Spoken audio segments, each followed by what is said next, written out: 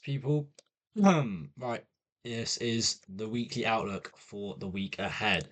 I suppose we should probably start with the news. That's always important. What is occurring this week? So this week we have this is red folder, but not particularly important. Coming in above previous, not really going to impact, even though it's red folder.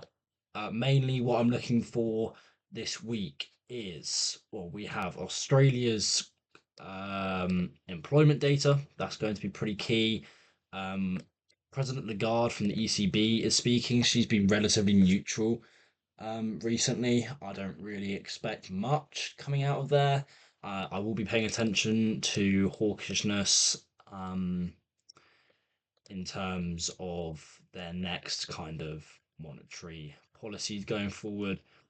Bank of Japan meeting minutes, that's very important. There's been lots of talk recently, week just gone, or well, technically this week, but week just gone, regarding intervention in the yen markets.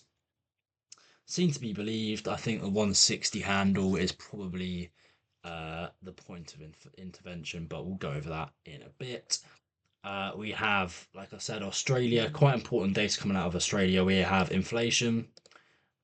We have the quarter over quarter. We have the year over year. And that's about that for that. Canada. So I'm looking at Australia. Australia is quite key here. Inflation is ticking up above forecasts. Generally pretty hawkish for the I can't even say it. Antipodean currencies. I butchered that, but like basically Australia, New Zealand, those currencies. Generally, that's pretty hawkish news, so I'll be paying attention to that. Canada, big week for Canada. We have interest rates generally on hold this week. We have Fed interest rates generally on hold. They're pretty much guaranteed, I think. The hold in Canada and the hold in America. However, the Bank of Canada press conference and the Fed press conference are going to be key for forward guidance for policy going forward. I think if we see hawkishness in America in the Fed and we see dovishness in Canada, I think USD CAD would be a good play to see some upside in. In Japan, obviously, we've had the intervention talk, but consumer confidence ticking up. We also have retail sales and we have unemployment, which is stagnant. So I think that's generally something to be watched coming into this week. Japan, Australia, Canada, and the US. Nothing much on the pound this week, going from pound last week. If we just take a look at the pound, yeah, pound last week pretty much had inflation. Inflation ticked up, but we can see the performance here.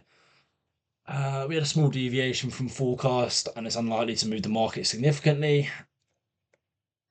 If we take a look, actual reading came in higher, and yeah, not much to talk about there. We look at retail sales. Retail sales looked pretty strong last week, and that's about that from the pound last week. If we just go all countries and go back to this week, we were yeah, pretty much not much on the pound this week. Mainly looking at Australia and the data coming out of there. For the Eurozone, we have GDP year over year coming in lower, quarter over quarter coming in at forecast. Eurozone unemployment coming in at forecast, I'd imagine. And obviously matching previous. And that's about that for data. Not a massive data week, but definitely not a quiet week for sure. I think if we just cover macro, that would be good. So USD, this is what I'm thinking. So let's just cover each stage initially. If we go full screen, this is going to help. Labor market. So what we're seeing in the labor market is we're seeing a downtick in unemployment, and albeit we did see a downtick in NFP, Generally, the labour market seems to be recovering to a certain degree. Inflation is ticking down. I do believe that it's very uncommon for the Fed to cut interest rates when they were at 3. And so yeah, it's just something to be looking out for. Seasonality wise, January, I've covered this previously. January is normally quite a good month for the dollar, and December is normally the worst for the dollar. I do think we will be seeing some upside in the dollar, data dependent, of course, but um, yeah, I think generally there's lots of redemptions and subscriptions in December, January, and I think just following through history, we could just be seeing some upside there. Risk sentiment is off, but people like to talk about gold and risk being on and gold going up. Remember, nothing is 1 to 1. Um, Dollar may go up and gold may go up. Nothing is 1 to 1. Exports we can ignore. Recent news, nothing much going on here. Insights. Let's take a look at the institutional insights. We can see um, that UBS is seeing some long opportunities in NZD USD. We can see the RBC is bullish on, they remain bullish on AUD, but we're mainly focusing on USD. JP Morgan tipped at 148 by mid 2026 for USD JPY. We have Dansk at a buy Euro USD on a 6 month horizon. So generally, how I think this is going to play out, and I'll go over the charts in a little bit, is we'll see some sort of push to the upside on the dollar, and then I think long term, on a, like these guys are sort of saying, on a 6 month horizon, will fade the strength in January, and generally just follow the general downtrend in the dollar. Yield reactions, we are, well, in the GDP, we were fairly hawkish. If we're looking at unemployment, we were very hawkish, 86 basis points on a 2-year yield. CPI, we had a neutral reaction, but if I'm not mistaken, we did fade that initial move. January NFP, we were hawkish as well. So that's pretty much that for the dollar. Like I said, we're going to hold 95%, so it's pretty much guaranteed. We're going to hold at this next meeting on the 29th this week. So generally, I want to see a stronger stronger dollar coming into next week, or at least at the start of the week. And then after, I'll be monitoring on Wednesday, like I said, for the not the interest rate decisions, because they're pretty much guaranteed, but the where are they? The press conferences of both the US, i.e. the Fed, and the Bank of Canada. Now the dollar is done. Let's cover the pound. Pound's an interesting one. Labour market, unemployment's at a 5-year high, I do believe. So we're in the shitter. Inflation, it did tick up, but generally, I think going to be coming down. We can see seasonality wise, pound against the dollar, January and February are normally pretty poor months. Again, I will go over technicals and statistical analysis after I go over macro, because macro is most important, guys. Macro is always most important. Macro gives you the thesis, and then if technicals and statisticals line up, that's when you enter. If you're looking at technicals and statisticals first, more than likely you're looking at it in the wrong way, and your macro thesis won't actually align, and you'll be taking positions that don't make sense, guys.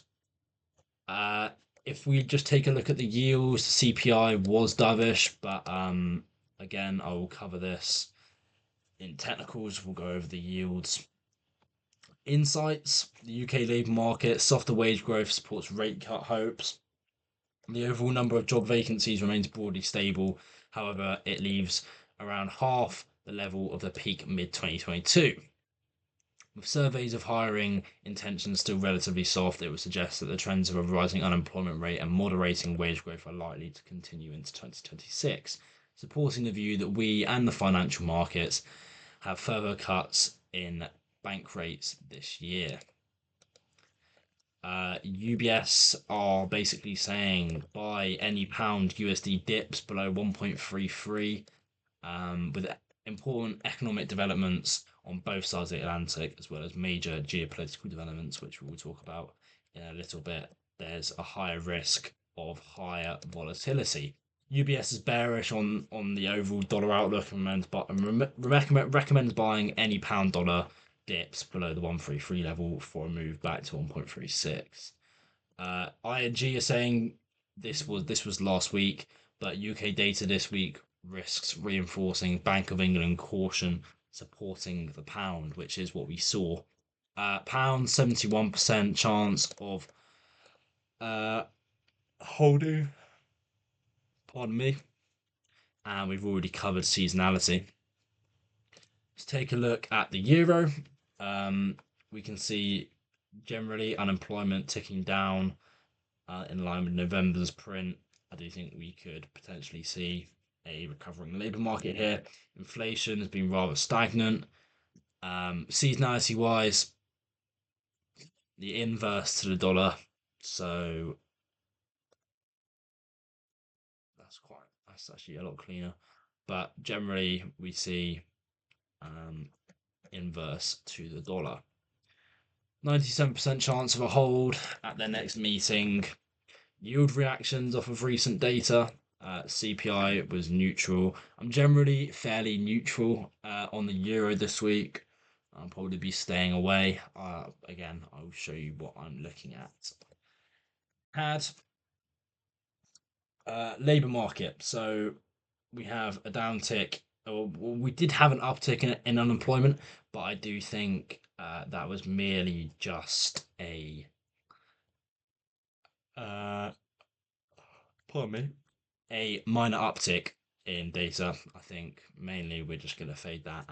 The labour market will continue to improve. We can just see inflation is gradually falling. 96% chance of a hold at the next meeting. Seasonality wise, January is normally a somewhat bullish month, and start of the second quarter is generally pretty poor for USD CAD. Taking a look at the data and the yield reactions, we can see that we're pretty dovish in the labour data. Pretty neutral from GDP, but if we take a look at CPI as well, we're pretty dovish. I think overall we're pretty dovish, albeit we do say mildly hawkish.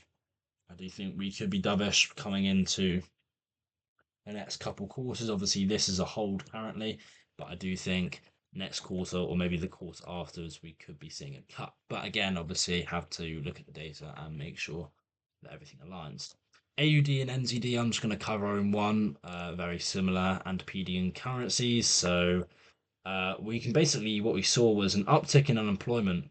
Again, I do think we'll fade this. We can generally see an improvement in unemployment. Down ticks in inflation. However, inflation coming out this week, so we'll be paying attention to that. Normally, January is a pretty muted month for AUD, but again, you have to look at what's driving the currencies. Is it equities? Is it the Chinese market? Is it commodities, etc.? And so, yes, we've had a push in gold. We've had a push in oil. We've had a push in copper. The Chinese yuan is doing very well against the dollar. So I'm generally very, very bullish. Well, not very bullish, but like I'm bullish on the Antipodean currencies this week, specifically AUD and specifically NZD. JPY, we had the talk of intervention, but the Takashi trade will be tested by further verbal and actual intervention. And I think we'll just keep an eye on the scope for JPY intervention in the near term. I think that, if there's any dips in any JPY pairs, could be good to long. Yeah, here we go. Literally, MUFG saying long Euro JPY targeting 190, with a stop at 118, 118, 181. Again, we'll go over technicals, schools in a little bit. Generally, we've been very hawkish out of the meetings here, um, and the data releases. We are certainly going to be holding at this meeting, but I think there is definitely scope for cuts in the hikes in the future coming into the next couple of quarters. Now, covering CHF, the Swissy. Swissy's interesting. Gold FX's twin. We've seen gold push up. Um, we've got lots of geopolitical tension at the minute. We have, Iran, US, we have Greenland, we have Taiwan. I think we're gonna, and generally USD CHF is pretty bullish, coming into the first month of the year. So, you know, generally pretty bullish on the Swissy reactions here. We're hawkish, um, on the most recent prints. Pardon me. I keep yawning. This is pissing me off. Not much to cover on CHF, to be honest. Employment data is very stagnant, just sitting at 3%. And inflation, we've seen an uptick, but seem to be believed if it goes down. So we covered the calendar, covered the macro.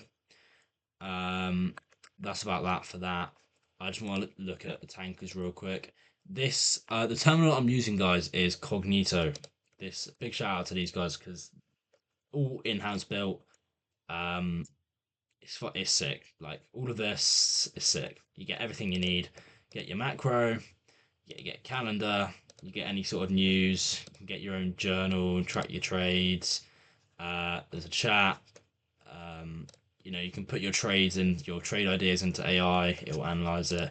I'm actually most likely I'm most likely using this feature, which they only just added this week, I think.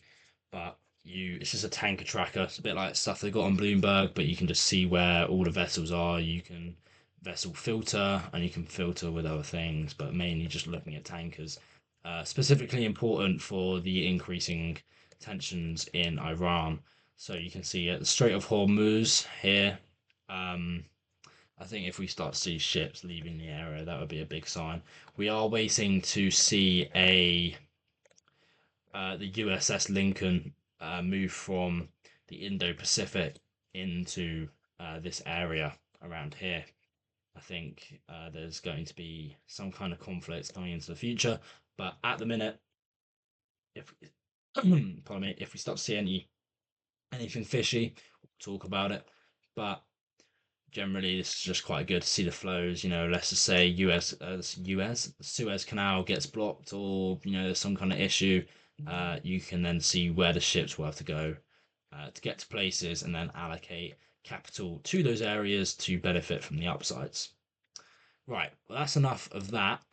Let's cover the technicals and the statistical analysis. So, taking a look at the DXY, we can see end of last week, massive sell-offs.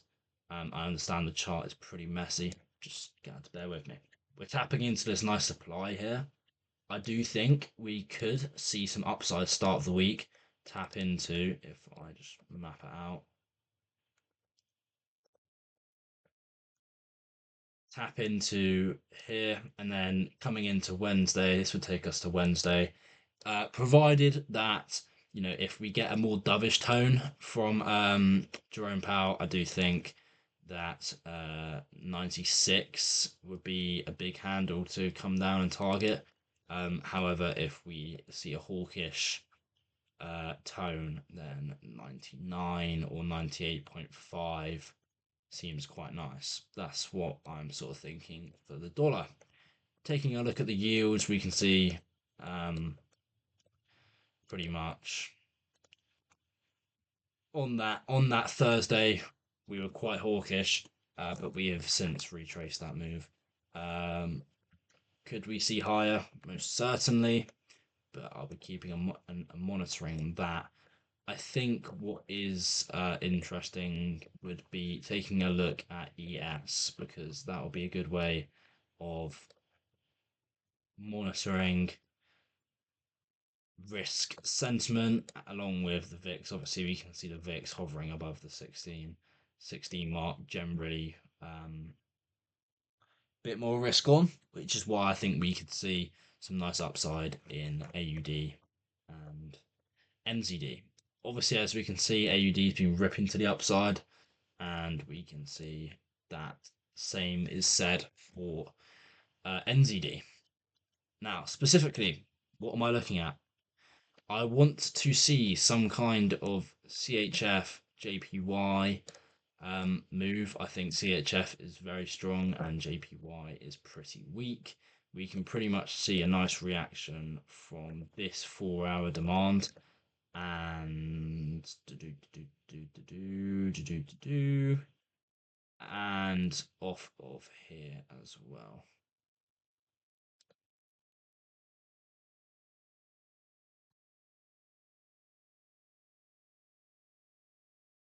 There we go. I think if we were going to take any sort of positions here, holy shit, my Wi-Fi is so arse. Right. Statistical, we're below the lower band on Bollinger's on the 4 hour. We tested mean reversion. I do think we could see some kind of one tap off the 199 seems nice. Something like this. Because we can see the reaction from here. So like a tap off the 199, literally like that, and then I think coming to take out these highs here would be quite nice. That plays in with CHF strength, and then if obviously take a look at gold, gold's been ripping as well, and that kind of lines up. We could cover digital assets real quick. Doesn't really focus too much into macro, but we got a huge sell off last week in Bitcoin. I did get absolutely wrecked here. Was going for a sort of nice break and retest after this big sell off, but apparently not. Tivo could cover last week's positions. Got absolutely wrecked. I was in this position since 12th of Jan. Doubled down here, well, double down, but layered in here. Got a lovely reaction, but got wrecked, absolutely wrecked.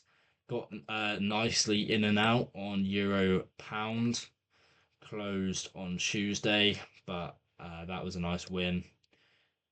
And then we can see that we are very, very oversold. Very oversold on the Euro Pound. We're way below, statistically, way below the lower band. We're very oversold. I do think if we were to see anything, we could see a bounce from, this kind of area, the 165. Yeah, 165. This price action here is horrible, like absolutely horrible. Could come and sweep out these lows, tap into 165 right here, and see a bounce to 169 maybe. But I'll monitor as we go ahead. Generally, probably not going to be entering into too many positions, but if we do, I do want to see AUD JPY. Looks nice. In fact, we're going to add this to the watch list.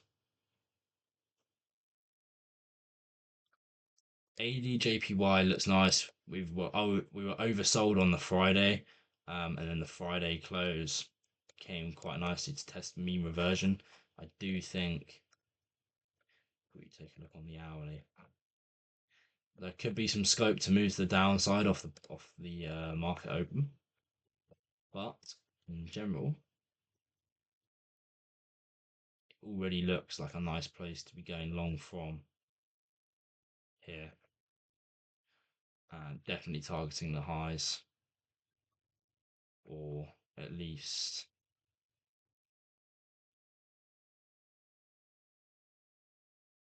something like this.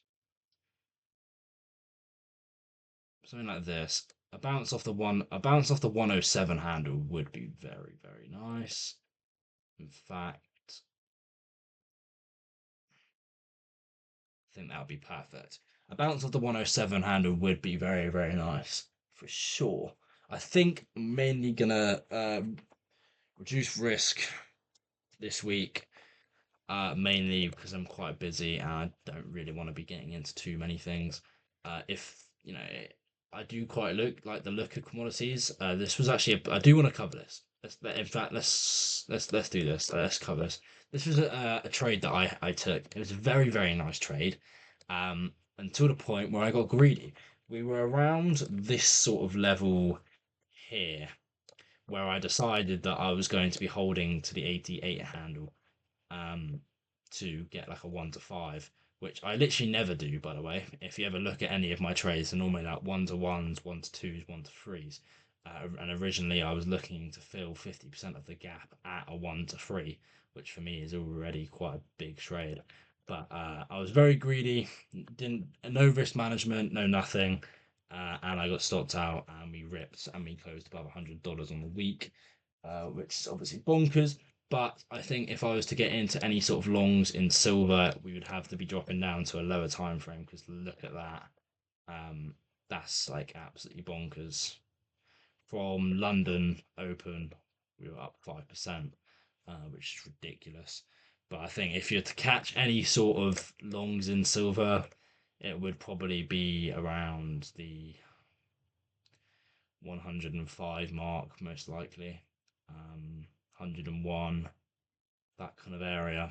But you know, generally, I don't like shorting commodities from all-time highs. It was just a nice position that lined up. Um, but yeah, I mean that's about that for this week's weekly recap, weekly outlook. A big shout out to Cognito. Um, I will leave a description in, I'll leave a link to the web app in or the terminal in the description, and you guys can I'll put a code in there as well. It's my code. I'm an affiliate with these guys. I do vouch for them. Very, very good guys. Sick terminal. Definitely useful if you're looking to get into fundamental trading, or just like investing and trading in general. Definitely for sure. Take a look, try it out. I think my discount code is like 30 to 50% off. Can't remember. So off your first month. Obviously, I stand to gain some benefit from that, so I'd appreciate if you show some support to me by using my code. But you don't have to if you don't want to, of course. Although who wouldn't want to save money? That doesn't make too much sense. If there's any questions you've got, drop them down in the comments. Happy to talk. Happy to answer any questions. I'm sorry this was a relatively not in depth um, outlook, mainly because I'm quite busy next week, so I'm not actually looking to take too much. But if we see nice data coming out of Australia, this is definitely the position that I want to be taking, for sure. That we're incredibly oversold, um, on pretty much most time frames if we look